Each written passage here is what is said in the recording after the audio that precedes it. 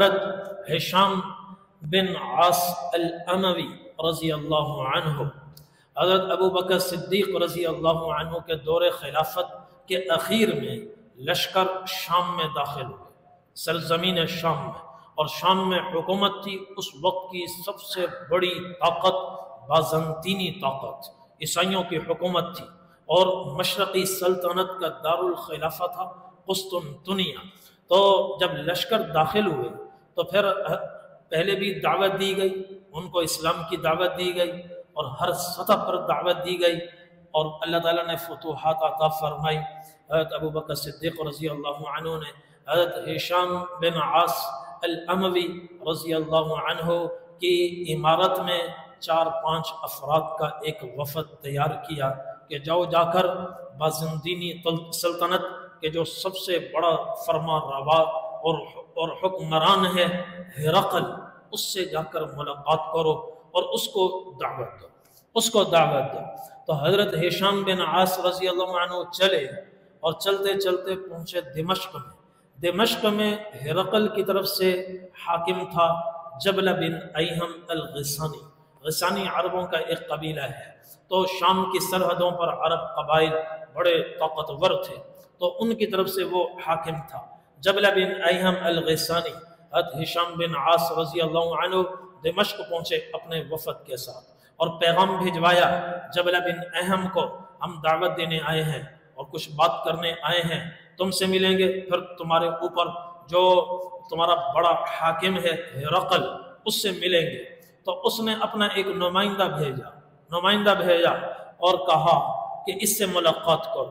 حضرت ہشام بن عاص رضی اللہ عنہ نے فرمایا واللہ لا نکلم الرسول، اللہ کی قسم نمائندوں سے ہم بات نہیں کریں گے، انما بعثنا الی الملک، ہمیں ہمارے خلیفہ ابو بکر نے حاکم کے پاس بھیجا ہے، بادشاہ کے پاس بھیجا ہے، فَإِنْ أَذِنَ لَنَا كَلَّمْنَاهُ، بادشاہ ملاقات کرنا چاہتا ہے تو ہم حاضر ہیں، بات کریں گے، ورنہ ہم اتنے کمتر نہیں ہیں کہ ان چھوٹے موٹے نمائندوں کو منہ لگائیں اور ان سے بات کریں، ہم واپس جا رہے ہیں۔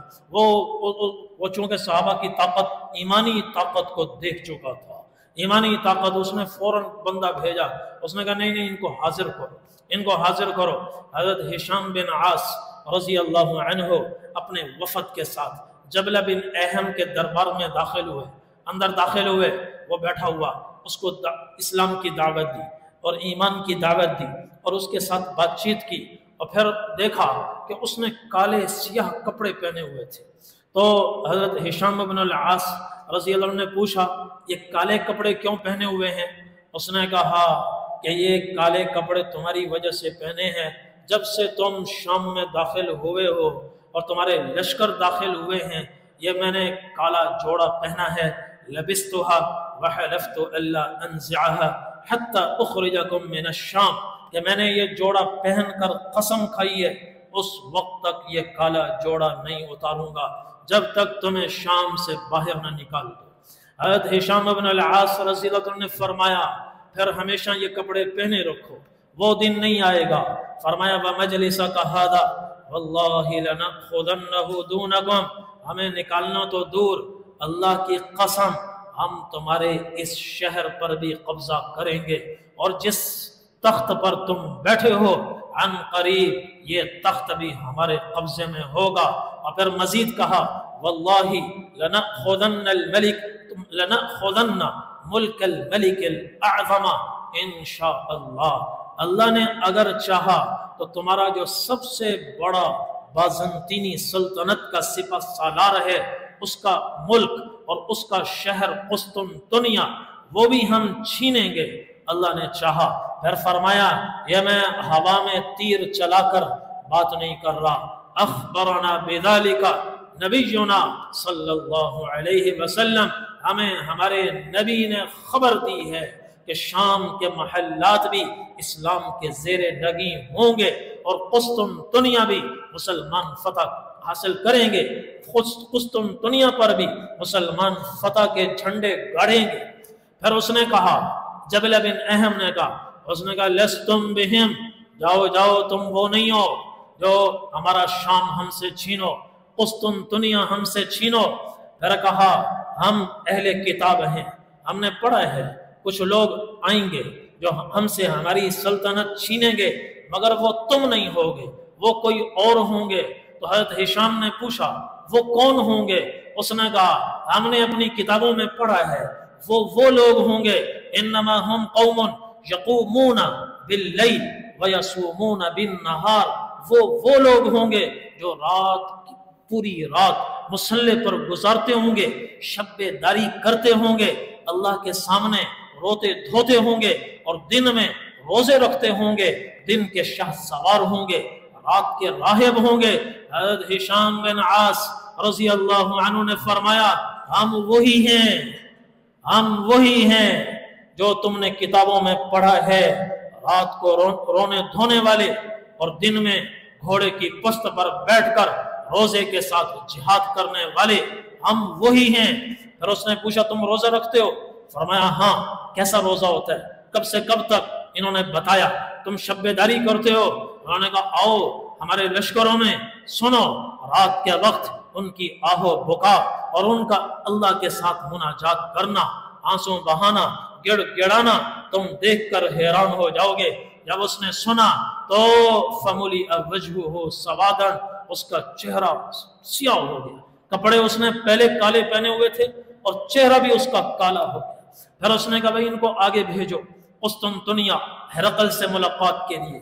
ہرقل انطاکیہ تھا یا قسطنطنیہ میں تھا، تو ان کو وفد کو آگے بھیجا گیا، وہاں پہنچے قسطنطنیہ میں۔ جب بادشاہ کا جو اپنا مخصوص علاقہ تھا، یہ اپنی سواریوں پر وہاں تک گئے۔ جب وہاں پہنچے تو وہاں بادشاہ کے خدام آئے، انہوں نے کہا اب آپ سواریوں سے اتریں، یہاں سے شاہی سواریاں آپ کو اندر لے کر جائیں گی، یہ ادنا سواریاں آگے نہیں جا سکتی، یہ شاہی محلات کے قابل نہیں ہے۔ حضرت ہشام بن عاص رضی اللہ عنہ نے فرمایا ہرگز نہیں، ہم اپنی سواریوں سے نیچے نہیں اتریں گے اور ان کو چھوڑیں گے نہیں اور تمہاری سواریوں پر نہیں بیٹھیں گے، انہی سواریوں پر جائیں گے۔ اگر اس کو اجازت دینی ہے اجازت دے، ورنہ ہمیں بھی ملاقات کا شوق نہیں ہے، ہم واپس جا رہے ہیں۔ تو وہ مرتا کیا نہ کرتا، اللہ نے اسلام کی ہیبت کفار کے دلوں میں بیٹھائی۔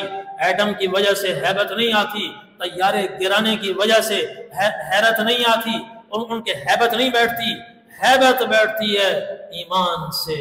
کافر کے دلوں میں ہیبت ہے تو وہ ایمان کی ہے۔ اگر ہمارے دلوں میں ایمان ہے، ہم بے وقعت ہو کر بھی سب سے زیادہ طاقتور ہیں، اور اگر ایمان بنا ہوا نہیں ہے، طاقتور ہو کر بھی ہم بے حیثیت ہیں، خس و خاشاک کی طرح ہیں۔ ہشام بن العاص رضی اللہ عنہ کا ایمان کیسا تھا، اللہ نے اس کی جھلک دکھائی۔ انہوں نے کہا نہیں آپ چلیں، آپ واپس نہ جائیں، آگے چلیں، آگے بڑھے۔ اور جب ہرقل کے محل کے سامنے جا کر سواریوں سے اترے تو بے ساختہ ذکر کرتے ہوئے جا رہے تھے، تو ان کی ذکر کرتے کرتے ان کی زبان پر آیا لا الہ الا اللہ واللہ اکبر۔ یہ جو کہا واللہ اکبر کی جو صدا لگائی، ہم بھی پڑھتے ہیں آپ بھی پڑھتے ہیں، کچھ نہیں ہوتا، اس لیے کہ یہ کلمہ یہاں سے نکلتا ہے اور اثر اس وقت ڈالتا ہے جب یہاں سے نکلے۔ جب حضرت ہشام بن العاص رضی اللہ عنہ نے کہا لا الہ الا اللہ واللہ اکبر، حضرت ہشام بن العاص رضی اللہ عنہ خود حیران رہ گئے، اس کلمے کی کیا طاقت ظاہر ہوئی۔ اس کا پورا محل فرماتے ہیں واللہ لقد تنفضت الغرفہ حتی صارت کأنها عذق تصفقہ الریاح۔ اللہ کی قسم اس کا پورا محل یوں جھومنے لگا، زلزلہ طاری ہو گیا، اور ایسا لگا جیسے وہ کھجور کی پتلی سی ٹہنی ہو اور تیز ہوائیں چل رہی ہوں، اور جیسے پتلی سی ٹہنی طوفانی ہوا میں یوں حرکت کرتی ہے، ایسے اس کا محل حرکت کرنے لگا۔ اور وہ اندر بیٹھا ہوا تھا ہرقل، ننگے پاؤں دوڑتا ہوا آیا اور کہنے لگا یہ اونچی آواز میں کلمہ مت پڑھو۔ اس کو پتہ چلا، لوگوں کو نہیں پتہ چلا، چونکہ اس زمانے میں عیسائی سلطنت دو حصوں میں تقسیم ہوئی، مشرقی سلطنت، مغربی سلطنت۔ مشرقی سلطنت کا دارالخلافہ قسطنطنیہ اور مغربی سلطنت کا دارالخلافہ ویٹیکن سٹی روم کے اندر، روم جس کو پاپائے روم کہتے ہیں۔ اور اس زمانے میں حاکم وہی ہوتا تھا جو مذہبی اعتبار سے سب سے بڑا ہوتا تھا، مذہبی سربراہ ہی حاکم ہوتا تھا۔ تو ہرقل چونکہ تورات انجیل کا جاننے والا تھا، وہ سمجھ گئے یہ جو زلزلہ آیا ہے یہ ان کے کلمے کی وجہ سے آیا ہے۔ دوڑتا ہوا آیا، کہنے لگا یہ اونچی آواز سے مت پڑھو، اونچی آواز سے مت پڑھو۔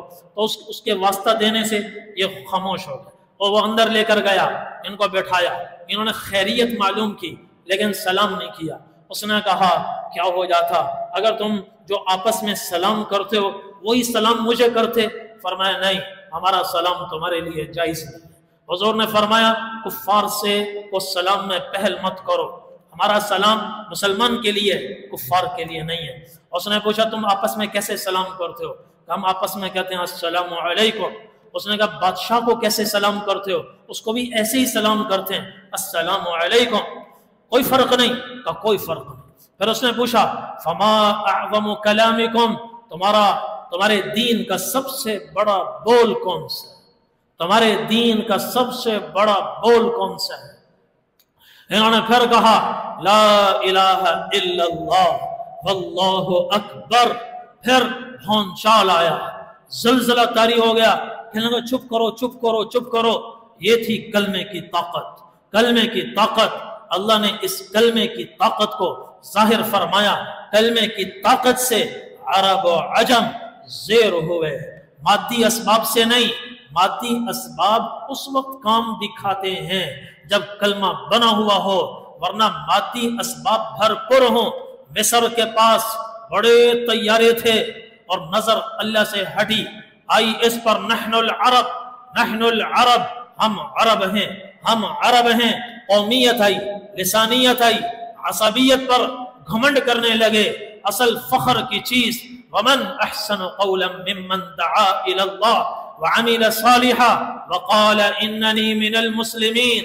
سب سے بڑے فخر کا بول یہ ہے الحمدللہ میں مسلمان ہوں۔ اس سے ہٹ کر اس پر فخر کرنے لگے ہم عرب ہیں، ہم عرب ہیں۔ اللہ نے دکھا دیا۔ وہ 1973 کی اسرائیل عرب جنگ میں وہ طیارے کھڑے ہوئے اور صبح سویرے اسرائیل سے طیارے اڑے، آپریشن ہوا ہے، سارے کے سارے طیارے جل کر راکھ ہو گئے، اور اسرائیل کی اور مصر کی قوت اور طاقت صفر ہو کر رہ گئی۔ اللہ نے دکھا دیا۔ نظر کلمے سے ہٹ کر، ایمان سے ہٹ کر طیاروں پر آئی تو پوری قوت، اور اتنی قوت تھی، طاقت تھی کہ بڑے بڑے ممالک مصر سے ڈرتے تھے۔ دن کو صبح ناشتے کے وقت میں طیارے اڑے اور فضا میں انہوں نے ایندھن لیا اور اڑتے اور اتنی پست پرواز کرتے ہوئے آئے کہ ریڈار کی پکڑ میں نہ آئے، اور مصر کے وہ سارے طیارے لائن سے کھڑے ہوئے، وہ لمحوں میں آدھے گھنٹے کے آپریشن میں ان کو جلا کر خاک بنا دیا، اور وہ سب ختم ہو گئے، قوت اور طاقت صفر ہو کر رہ گئی۔ تو ایمان کی طاقت ہے، ایمان کی طاقت۔ اللہ تعالیٰ فرماتے ہیں وَإِن تَصْبِرُوا وَتَتَّقُوا لَا يَضُرُّكُمْ كَيْدُهُمْ شَيْئًا۔ اگر تم تقوی کے زیور سے آراستہ رہے اور خوشی غمی ہر حال میں دین پر ثابت قدم رہے، اللہ کے احکامات کو نہ چھوڑا، نہ خوشی میں نہ غمی میں، ہر حال میں استقامت کے ساتھ چلتے رہے، تو کیا ہوگا؟ لا یضرکم کیدہم شیئا۔ پوری دنیا کے کفار متحد ہو کر تمہارے خلاف اگر سازشیں بھی کریں گے، اللہ ان کی سازشوں کو ناکام بنا دے گا، تمہارا ذرہ برابر کچھ نہیں بگاڑ سکیں گے۔ ولا یحیق المکر السیئ الا باہلہ۔ جتنی الٹی چالیں وہ چلیں گے، اللہ ان کی سازشوں کے تانوں بانوں میں انہی کو الجھا دے گا، وہ سازشیں اللہ انہی پہ الٹا دے گا۔ اللہ تعالیٰ تمہاری مدد فرمائیں گے، تمہاری مدد فرمائیں گے۔ وَلَقَدْ سَبَقَتْ كَلِمَتُنَا لِعِبَادِنَا الْمُرْسَلِينَ إِنَّهُمْ لَهُمُ الْمَنْصُورُونَ وَإِنَّ جُنْدَنَا لَهُمُ الْغَالِبُونَ۔